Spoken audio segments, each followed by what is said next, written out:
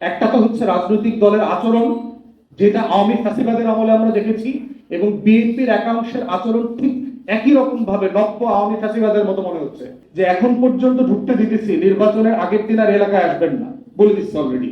আমরা বিএনপিকে বলছি, আপনাদের একাংশ, খুবই সংক্ষিপ্ত একটা ফ্র্যাকশন একাংশ যে আচরণটা করছে, তাতে প্রত্যেক দিন আপনাদের হাজার হাজার ভোট কমছে। শুধু গতকালকের ঘটনায় সোশ্যাল মিডিয়াতে আপনারা যা দেখেছেন, বাংলাদেশের ন্যূনতম আপনার এই একদিনে 10 লাখ ভোট কমে গেছে সারা বাংলাদেশে।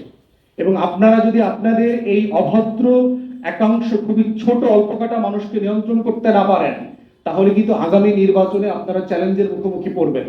কারণ এই ক্রিমিনালদেরকে নিয়ে কিন্তু আপনাদের ভোট চাইতে যাইতে হবে, যারা এলাকাতে নৌন, সন্ত্রাসী, খুনি, মাদক ব্যবসায়ী, চাঁদাবাজ এবং গুন্ডা, এদেরকে নিয়ে যখন আপনি পলিটিক্যাল ক্যাম্পেইনে যাবেন, তখন এলাকাবাসী কিন্তু দুইবার ভাববে যে নির্বাচিত হবার আগে এরা এই ধরনের গুন্ডা পান্ডা নিয়ে আমাদের সাথে, আমাদেরকে ভয় দেখায়, আমাদেরকে হুমকি দেয়, নির্বাচিত হলে পরে কি হবে। আমাকে বলতেছে, আমাদের নেতাদেরকে বলছে যে এখন পর্যন্ত ঢুকতে দিতেছি, নির্বাচনের আগের দিন আর এলাকায় আসবেন না বলে দিচ্ছে অলরেডি।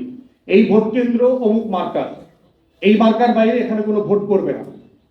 প্রশাসনকে ইতিমধ্যে জানিয়েছি যে আপনারা বাংলাদেশের ইতিহাসের সবচেয়ে একটা ব্যর্থ নির্বাচন আপনারা উপহার দেবেন আমাদেরকে।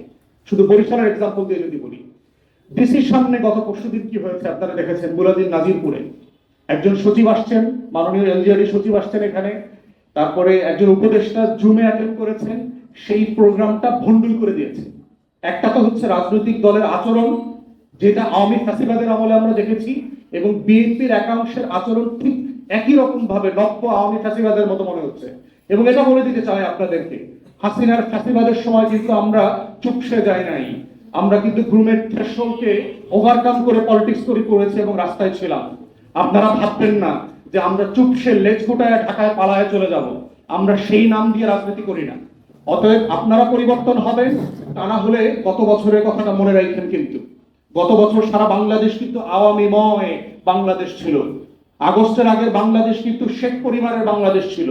সারা বাংলাদেশে মনে হতো সবাই আওয়ামী লীগ হয়ে গেছে, তাদেরকে আজকে দেশ থেকে পালাইতে হয়েছে। অতএব আমাদের অনুরোধ, দয়া করে শুধু গণতন্ত্রের রাজনীতিটা করেন, আসলে দেশকে ভালোবেসে একটা ভালো রাজনীতি করি, সবাই মিলে করি, দেশটাকে বদলে দেই। শহীদ জিয়ার রাজনীতিটা করেন আল্লাহর ওয়াস্তে, বেগম জিয়ার রাজনীতিটা করেন। সেই রাজনীতি তো আপনারা করতেছেন না, আপনারা আওয়ামী লীগের রাজনীতি করতেছেন। অতএব বিএনপিকে বলছি, আপনারা তদন্ত করবেন। ভিডিও ফুটেজ আছে, বাইরে পিছনে কারা কারা উস্কানি দিচ্ছে আমরা সবাইকে চিনি, সবার নাম জানি, তাদেরকে বের করে দলীয় শৃঙ্খলার মধ্যে আনবেন। যা যা করা দরকার এর দায় আপনাদের।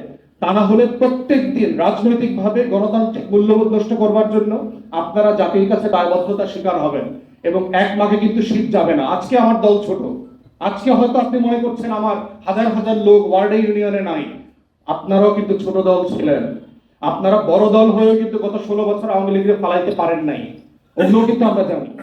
অতএব এই সকল রাজনৈতিক বাস্তবতা মেনে নিয়ে আপনারা একটা স্বচ্ছ রাজনীতি করবেন। আপনারা বড় দল, আপনারা ক্ষমতায় যাবেন, ছোট দল এবং অন্যান্য প্রার্থীর নিরাপত্তা দেওয়ার দায়িত্ব আপনাদের, শুধু প্রশাসনের না, আপনাদেরও।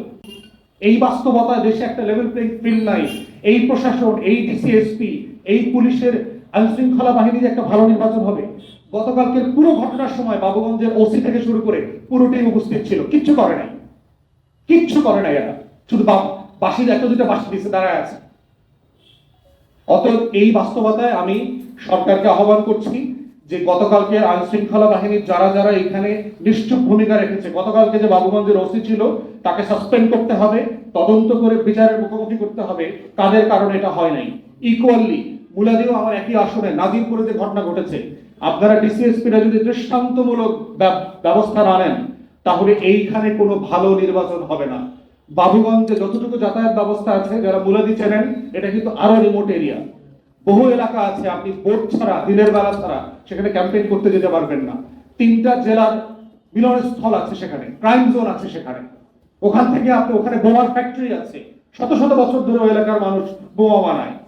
এই অঞ্চল থেকে আপনি ভালো নির্বাচন উঠায় নিয়ে আসবেন?